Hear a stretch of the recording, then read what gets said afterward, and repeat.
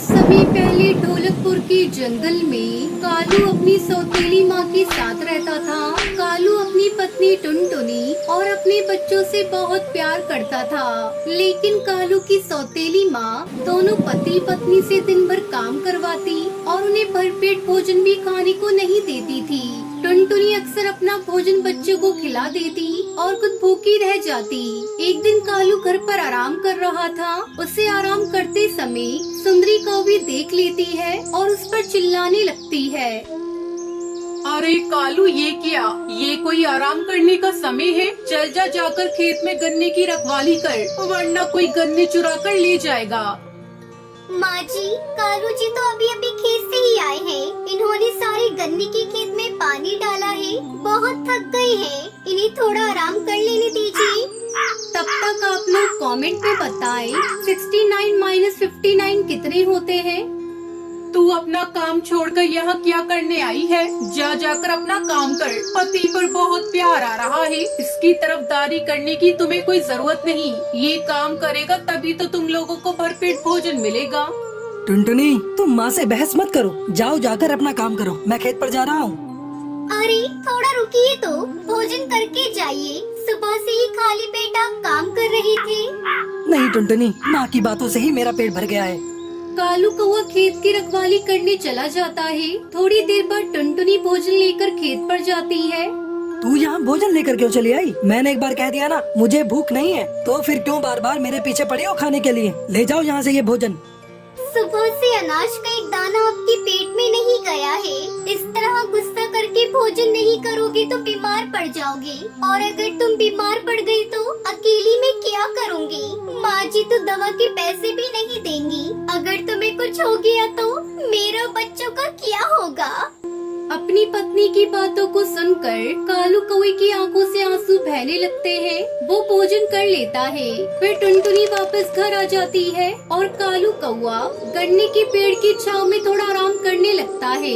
ठंडी ठंडी हवाएं चल रही थी। कालू कौवे को नींद आ जाती है। शाम को सुंदरी अपनी गन्ने की फसल को देखने खेत पर जाती है। अरे ये क्या? गन्ने की फसल तो आधी रह गई है। हाय हाय, मैं लुट गई। कोई मेरे गन्ने तोड़कर चुरा ले गया। ये निखट्टू मजे से सो रहा है और चोर गन्ने को चोरी करके ले गए। दिन भर खाता रहता है और सोता रहता है। कालू की सौतेली माँ कालू कौवे को डंडे से पीटने लगती है। छोड़ दो माँ, अब से ऐसी गलती नहीं होगी। कालू कौवा जब घर आया तो दर्द से करहा रहा था। अरे क्या हुआ आपको जी? इस तरह क्यों करा रहे हैं? जब मैं खेत पर गई थी आप तो बिल्कुल ठीक थे। फिर कालू टुनटुनी को सारी बात बताता है। अब तो बहुत हो गया जी। आज तो माँ जी ने जुल्म की हद ही पार कर दी। अब मैं इस घर में नहीं रहूंगी। आपको मेरी और मेरे बच्चों की कसम, यहाँ से चलो। आधी रात को जब सुंदरी कौवी सो रही थी, कालू अपनी पत्नी और बच्चों को लेकर अपने खेत पर चला जाता है और गन्ने के पेड़ के नीचे बैठकर रोने लगता है। मैं कितना अभाग्य हूँ टुनटुनी, जन्म लेते ही मेरी माँ चल बसी। जैसे ही थोड़ा बड़ा हुआ तो पिताजी ने मेरा साथ छोड़ दिया। सौतेली माँ ने मुझ पर इतने जुल्म किए, मैं कुछ भी नहीं बोला। उनके चलते आज मैं बेघर हो गया हूँ। कालू फूट फूट कर रो रहा था। तभी गन्ने के पेड़ से आवाज आती है। मत रो मेरे बच्चे, तुमने मेरी बहुत सेवा की है। तुम्हारे कारण ही आज मैं हरा भरा हूँ। वो देखो, मैंने अपनी जादुई शक्ति से गन्ने का घर बना दिया है। तुम अपने परिवार के साथ उस गन्ने के घर में रह सकते हो। गन्ने के घर को देखकर कालू कौवा टुनटुनी प्रसन्न हो जाते हैं। फिर खुशी खुशी अपने बच्चों के साथ उस गन्ने के घर में रहने लगते हैं। कालू कौवा एक छोटे से गांव में रहता था। उसके घर में उसकी बीवी टुनटुनी और 2 बच्चे रहते थे। कालू कौवा एक किसान था। उसके पास काफी जमीन थी जिस पर वो मौसमी फल लगाकर उन्हें बाजार में बेचा करता था। कालू कौवे के बड़े बाजार में फलों की बहुत बड़ी दुकान थी। उसकी दुकान पर हमेशा ताजे और अच्छे फल मिलते थे, इसलिए पक्षी उससे फल खरीदना पसंद करते थे। कालू कौवा अपनी बीवी टुनटुनी चिड़िया से कहता है, आम की बहुत अच्छी फसल हुई है। लगता है पेड़ों पर खूब आम आएंगे। इस बार यदि मुनाफा अच्छा हुआ तो मैं तुम्हें सोने का हार बनवा कर दूंगा, ठीक है? टुनटुनी चिड़िया ये सुनकर बहुत खुश होती है और कहती है, सच कह रही है, ये तो बहुत अच्छी बात है। आमों का सीजन तो आ ही रहा है। यदि फसल अच्छी हुई तो आम बहुत अच्छी कीमत पर बिकेंगे। कालू कौवा अपनी दुकान पर बैठा था और ग्राहकों की भीड़ लगी हुई थी। अरे भैया, मुझे 2 किलो आम और 1 दर्जन केले दे दो। भैया मुझे भी 1 किलो आम और 1 दर्जन केले दे दो। इस तरह कालू कौवे की दुकान पर ग्राहकों की काफी भीड़ लगी रहती थी, क्योंकि वो अच्छे किस्म के फल बेचता था और बहुत मुनाफा भी नहीं रखता था, जिससे उसकी बिक्री काफी होती थी। कालू कौवे की दुकान के बगल में भुल्लाबाज की भी फल की दुकान थी। भुल्लाबाज कालू कौवे से कहता है, अरे वाह भाई कालू, तुम्हारी तो बहुत अच्छी बिक्री होती है। तुम्हारे फल भी तो सबसे अच्छी किस्म के होते हैं। बस भगवान की कृपा है और पिताजी की दी हुई जमीन है। मैं तो पूरी कोशिश करता हूँ कि फल अच्छे और ताज़ा ही ग्राहकों के लिए ला सकूँ, ताकि उन्हें किसी तरह की कोई शिकायत न हो। इस तरह कालू कौवे का जीवन बहुत शांति से बीत रहा था। एक दिन कुछ अच्छे किस्म के फलों के बीज वगैरह लेने के लिए कालू शहर जाता है। शहर में अपना काम निपटाने के बाद वो वहाँ की एक बहुत बड़ी फल की दुकान पर जाता है। दुकान पर रखे आम और अन्य फलों की कीमतें देखकर उसकी आंखें खुली की खुली रह जाती हैं। कालू कौवा मन में सोचता है, अरे बाप रे, इतने दाम! हम भी गांव में अच्छा फल बेचते हैं, परंतु शहर वालों ने तो हद कर रखी है। 3 गुना पर फल बेच रहे हैं और पक्षी धड़ाधड़ फल खरीद भी रहे हैं। मुनाफा हो तो ऐसा।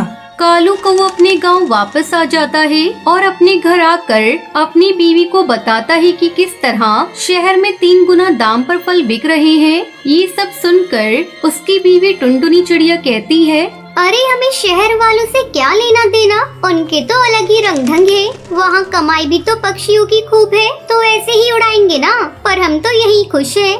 एक दिन कालू कौवा अपनी फलों की जांच करता हुआ अपनी जमीनों पर घूम रहा था। तभी पास के एक गांव का कबूतर कालू के पास आता है और उससे पूछता है, अरे भाई, ये बागान तुम्हारे हैं? जी हाँ, ये सब बाग मेरे हैं और मैं फलों की खेती करता हूँ। फसल तैयार होने पर उसे बाजार में बेचने जाता हूँ। अब मेरे बागों में आम की पहली खेप आने वाली है। इस बार बहुत अच्छे आम होने की उम्मीद है, परंतु मैं आपकी क्या सहायता कर सकता हूँ?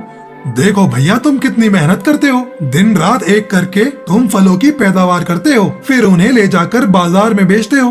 परंतु यहाँ गांव के बाजार में तुम्हें कितना मुनाफा मिल जाता होगा भैया। मैं यही पास के ही गांव में रहता हूँ और मेरे पास भी कुछ जमीन है। मैं उस पर फल के पेड़ लगाता हूँ और जब फल पक कर तैयार हो जाते हैं तो उन्हें शहर में बेचने के लिए जाता हूँ। शहर में फल बेचने पर मुझे काफी मुनाफा मिलता है। हाँ, यदि तुम चाहो तो हम दोनों मिलकर काम कर सकते हैं। शहरों में फलों की डिमांड है और कीमत भी बहुत अच्छी मिलती है।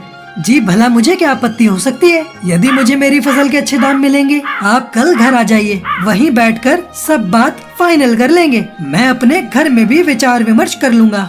वो कालू कौवा कबूतर को अगले दिन आने के लिए कहकर वहाँ से चला जाता है। अगले ही दिन सुबह वो कबूतर उसके घर पर आ जाता है। आइए बैठिए, अब कहिए, आप क्या कहना चाहते हैं? देखिए, मैंने सारी बातें आपको कल ही बता दी थी। बस एक चीज का ध्यान रखिएगा, फलों की क्वालिटी में कोई कमी नहीं होनी चाहिए।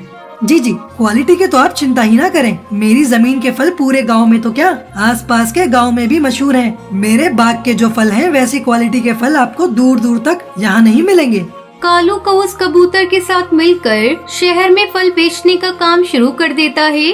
पहली बार ही फल बिकने पर उसे 3 गुना मुनाफा मिलता है। कालू कौवा खुशी से फूले नहीं समाता और अपनी बीवी से कहता है, अरे वाह, अब हुआ असली मुनाफा है। मेरे फल अच्छे दाम पर तो बिकते थे, परंतु मैंने ये नहीं सोचा था इतने पैसे भी मेरे हाथ में कभी एक साथ आएंगे।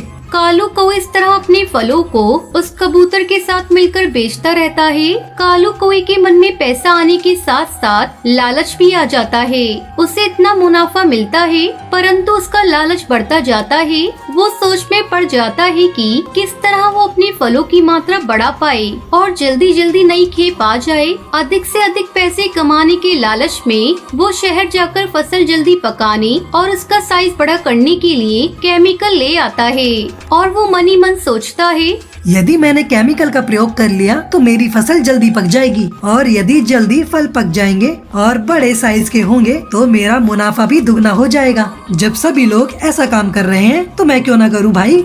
कालू कौवे के पड़ोसी उसकी फसल इतनी ज्यादा जल्दी पकते देख बहुत ही हैरत में पड़ जाते हैं और उससे पूछते हैं, अरे भाई, तुमने ऐसा क्या किया है जो तुम्हारे फल इतने जल्दी पक गए? इस बार लगता है कोई खास ही बीज डाले हैं तुमने। बहुत बड़े बड़े फल लगे हैं भाई।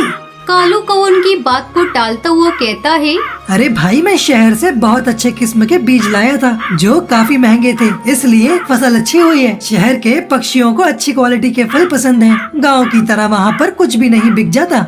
गांव के सभी किसान उसकी फसल देखकर हैरान भी थे और सोच में भी पड़ गए थे कि आखिर ऐसा हुआ तो कैसे हुआ। कुछ दिन बीतने के बाद कालू कौवे के बागों में फल पककर तैयार हो गई। नई फसल जाने के लिए तैयार थी। कालू कौवे का सारा फल शहर में बहुत अच्छी कीमत पर बिक गया और उसे काफी मुनाफा भी हुआ। इस बार कालू कौवे को पहले से 2 गुना पैसे मिले।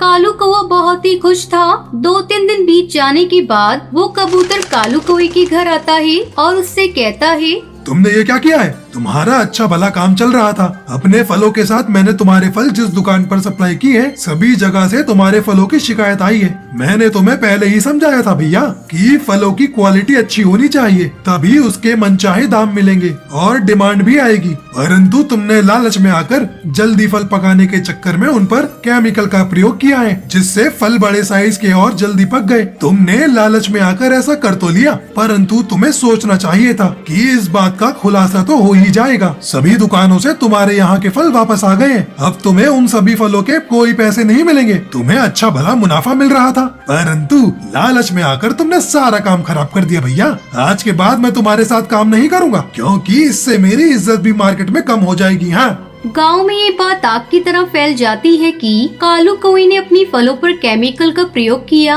जिससे वो फल पक सके। कालू कौवा मजबूर होकर वापस आए हुए फलों को गांव के बाजार में बेचने जाता है, परंतु बाजार के सभी व्यापारी उसे वहां फल बेचने से मना कर देते हैं। देखो कालू कौवा, हमें सारा सच पता चल गया है। तुमने केमिकल लगाकर फलों को जल्दी पकाने की कोशिश की, जिससे तुम्हारे फल क्वालिटी टेस्ट में फेल हो गए। भैया, अब तुम खराब फलों को यहाँ बेचने आए हो, तुम्हें ऐसा नहीं करने देंगे। कालू कौवा वहाँ से भी भगा दिया जाता है। अब वो न इधर का रह जाता है न उधर का। उसका हशर ऐसा हो जाता है जैसे कि धोबी न घर का न घाट का। उसे बहुत पछतावा होता है। अच्छा भला उसका काम चल रहा था, परंतु लालच में आकर उसने अपने जमे जमाए काम पर पानी फेर दिया। इसलिए कहते हैं कि इंसान को लालच में अंधा नहीं होना चाहिए।